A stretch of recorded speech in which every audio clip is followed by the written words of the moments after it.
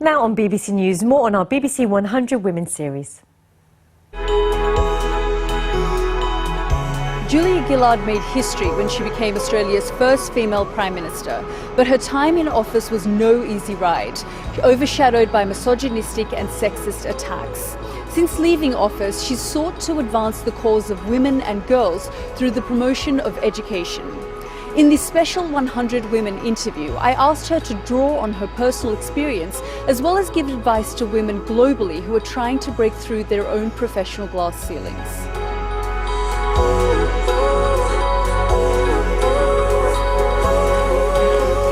Let's start right from the beginning. You were born into a working class family from Wales. Your family emigrated to Australia when you were 4. Your father had to leave school as a teenager to get work. And really, he then climbed the professional ladder in Australia. But what they instilled in you and your sister was this understanding of the value of education. Is that what has driven you professionally?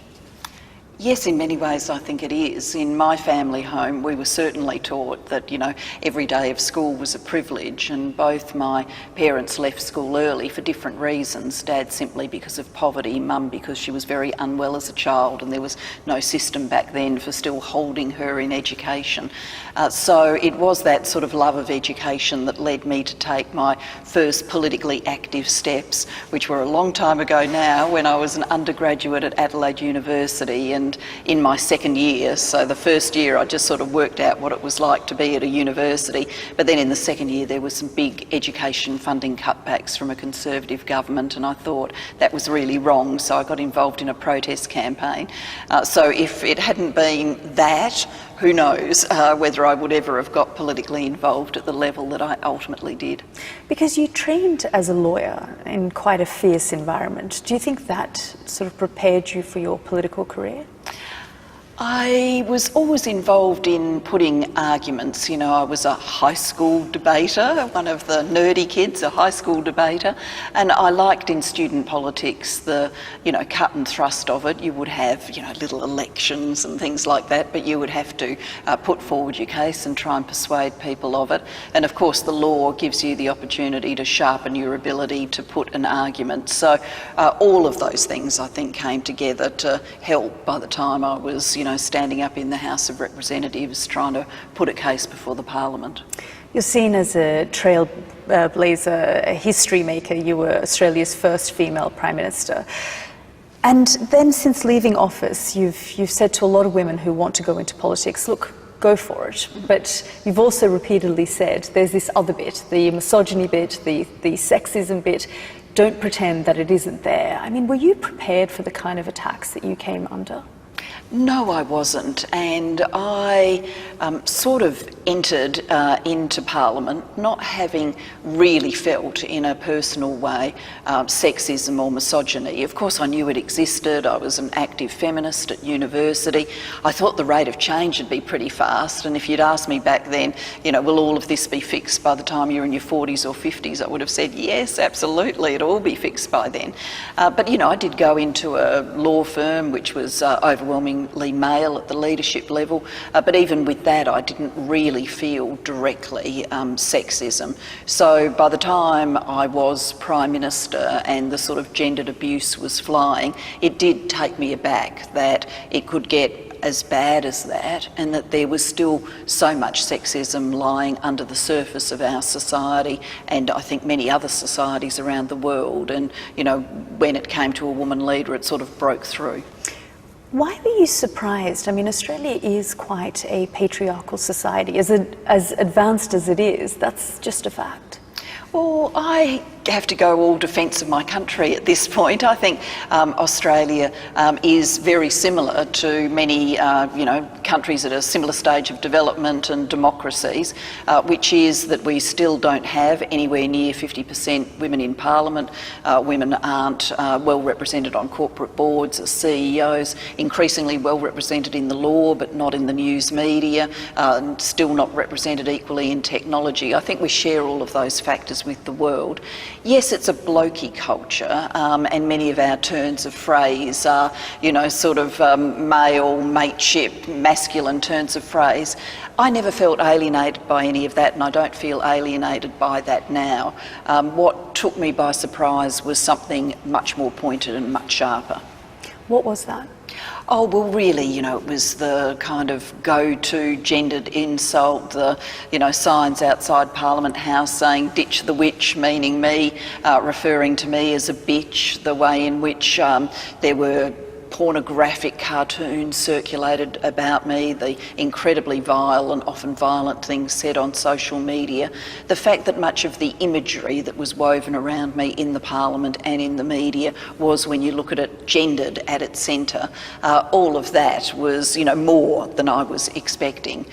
When I came into the Prime Ministership, I sort of thought that the maximum reaction to me being the first woman would manifest in the early days, then everybody'd kind of get over it, and then it would converge to the norm for Australian politics. And the norm is a pretty hard-hitting norm. We play our politics pretty hard in Australia. For the information of the House, I have determined that there will be a ballot for the leadership and deputy leadership of the Labor Party at 4:30 today. In the meantime, take your best shot. But I was wrong. Actually the gendered stuff grew over time. It didn't dissipate. Has that been addressed now, do you think? I do think some things have changed for the positive, and one of the things I think has changed is when I was Prime Minister, the most received wisdom in the media was that gender didn't in any way explain anything about my Prime Ministership. It was just wholly irrelevant. And that got written very expressly in the press, particularly after I spoke about misogyny in the Parliament. Many of the press gallery writers were, no, this is nothing to do with gender. Now in Australia, amongst the very same journalists who are still in the press gallery, there's a lively debate about sexism in politics and what role it has played in some recent events.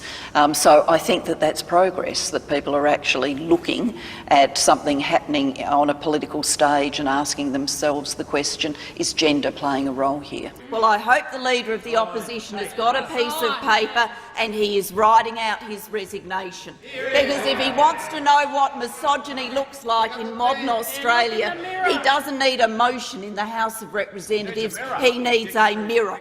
I mean, if you look at Julie Bishop, Australia's former Foreign Minister, she spoke out recently about the culture in Canberra, and like you, she was trained as a lawyer, and she said what she witnessed in Canberra, the kind of appalling behaviour that she witnessed, she wouldn't have tolerated 20 years ago as a lawyer. So really, even though we talk about these movements, these waves of change and journalists and people talking more about issues around gender, it doesn't feel like much has changed from your time. Well, I think there is some good news though, and if I look at my political party, the Labor Party, which people would say was the most male, the most sort of blokey, full of mateship because of its connections with the trade union movement. When I look back at my journey in the Labor Party in the mid-1990s, we fought for an affirmative action target to get more women into Parliament, and way back then we were sort of neck and neck with the Liberal Party as to how many women were in the National Parliament. It wasn't a good figure, it was around about 14%, so not great. We adopted a target, and here we are all these years later, and we've been as high as 48%, and I think at the next election on the Labor side we might well hit 50%. You've said that you went into politics to make a difference in education. What did you mean by that?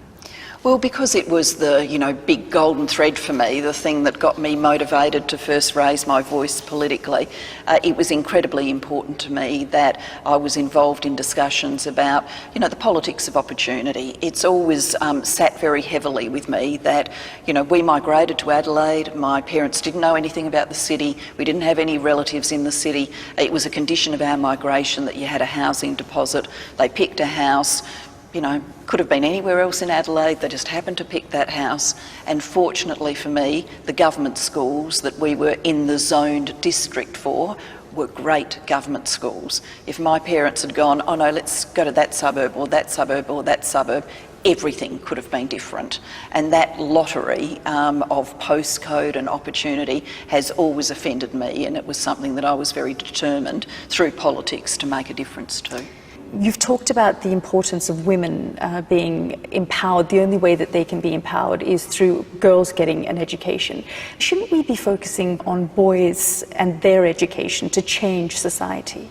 Oh, absolutely. I mean, this is, if we look at our own societies and our own journey of change, and it's a continuing journey, there's still so much more to do. Certainly, greater educational achievements by women have made a very big difference for women's outcomes. I mean, my mother didn't finish secondary school. I finished university with 2 degrees. What's the difference in our lives? Well, a lot of it comes back to that opportunity for education. But to achieve true equality is not just going to be a journey for women saying we want, we need, we require change. It's going to be a journey that men need to be on to be partners in that change. And I think a truly equal world will be a better world for everyone. When we look at places like Nigeria and the Chibok girls, or Afghanistan and a lot of the achievements that are now rolling backwards almost, even Pakistan and the situation with Malala. I mean, is change really happening? Yes, it is. And yes, there are plenty of places in the world where you can point to things going in the wrong direction. So I'm not naive, and I'm not trying to be, painting a rose-coloured picture for you. That wouldn't be responsible, and it wouldn't be right. But it also wouldn't be right to avert our eyes from the real progress that is being made. Huge progress was made under the Millennium Development Goal period of getting more children into primary school. We are continuing to make progress to lift the quality of that education, and then to add on secondary school. GPE can point to countries with whom we work enrolling and having graduate literally millions more children, including millions more girls. This is a problem that is at scale and needs to be solved at scale. And so the next part of the journey is to resolve the fact that there are around 260 million kids of primary and lower secondary age who aren't in school as we're having this conversation, and hundreds of millions more getting very low quality education. That's the problem we're working on now, and most likely the most disadvantaged of those children are girls. Is politics making the world a more dangerous place for women and girls, especially when it comes to education?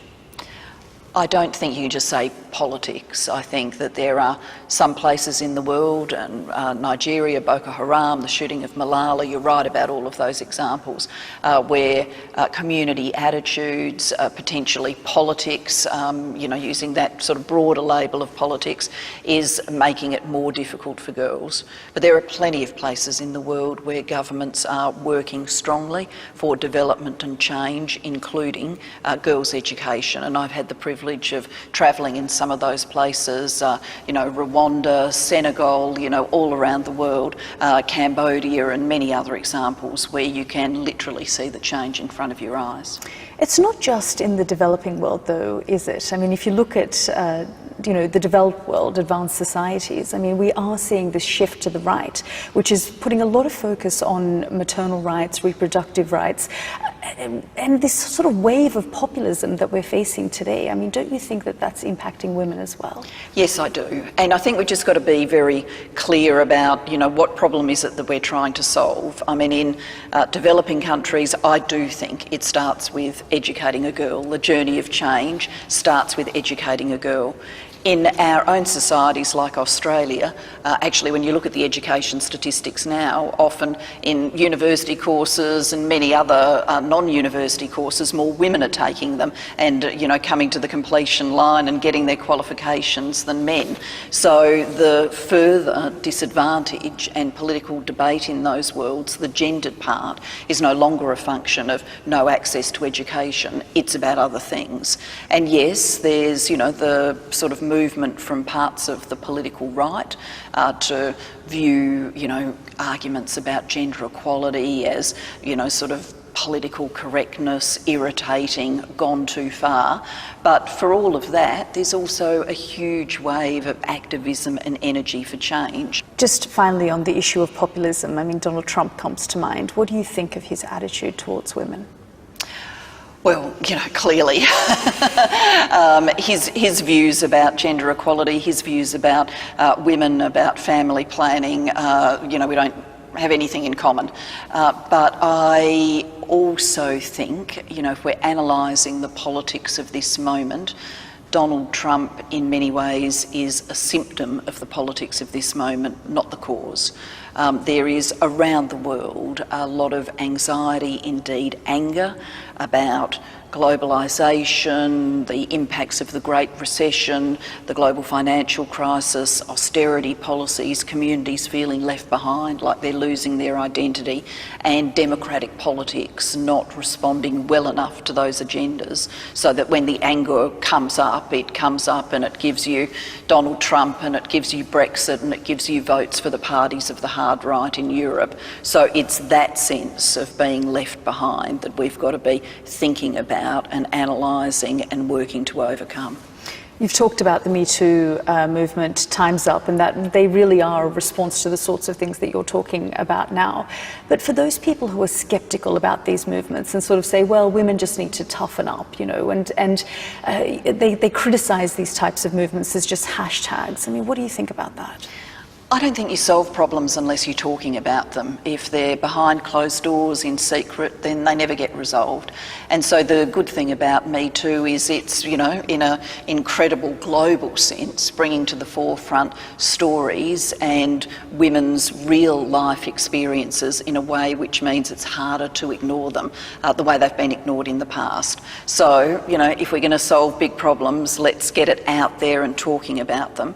And I do think for sexual harassment, sexual assault, because there's been so much secrecy, so much shame, the more women who come out and say, Me Too, it's never going to be easy, but it's more likely that the next woman will come out and say, and this happened to me and it needs to be resolved.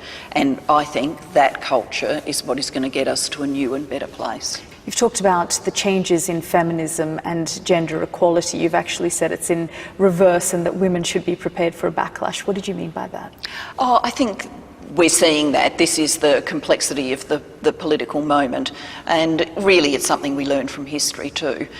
Every big societal wave that makes change ends up getting some forces in reaction, and I think we're seeing that play out now, and we'll probably see it play out a little bit more in the future. But ultimately the wave of change becomes irresistible.